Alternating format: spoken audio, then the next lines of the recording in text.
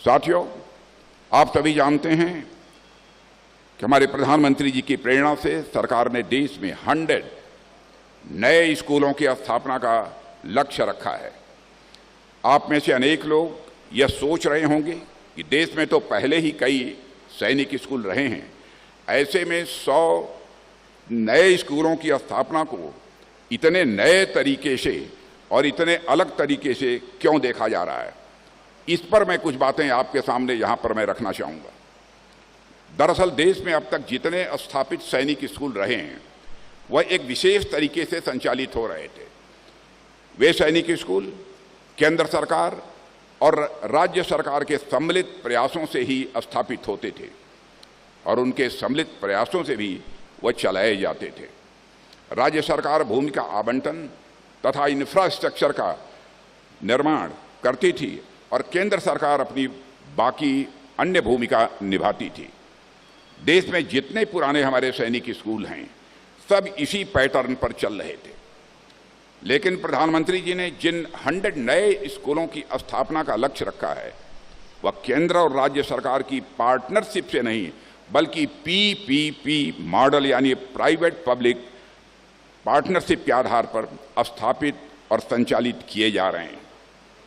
साथियों, आप लोगों को लग रहा होगा कि आमतौर पर तो PPP मॉडल को पब्लिक प्राइवेट पार्टनरशिप के रूप में देखा जाता है, फिर मैं इसे प्राइवेट पब्लिक पार्टनरशिप क्यों कह रहा हूं, आखिर इसका क्या मतलब है, यह प्रश्न आपके मस्तिष्क में पैदा होना यह स्वाभाविक है।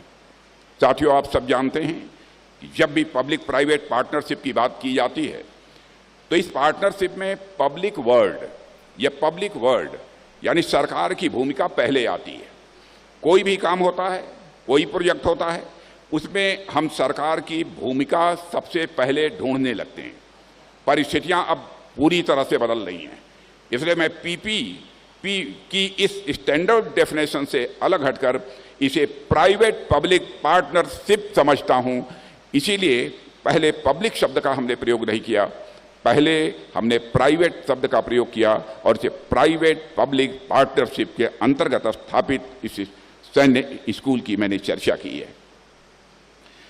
मैं प्राइवेट शब्द को इसलिए पहले रख रहा हूं क्योंकि वर्तमान समय में यदि आप देखिए तो अर्थव्यवस्था के लगभग प्रत्येक क्षेत्र में प्राइवेट सेक्टर की भूमिका पब्लिक सेक्टर के मुकाबले कहीं अब ज्यादा होती जा रही है।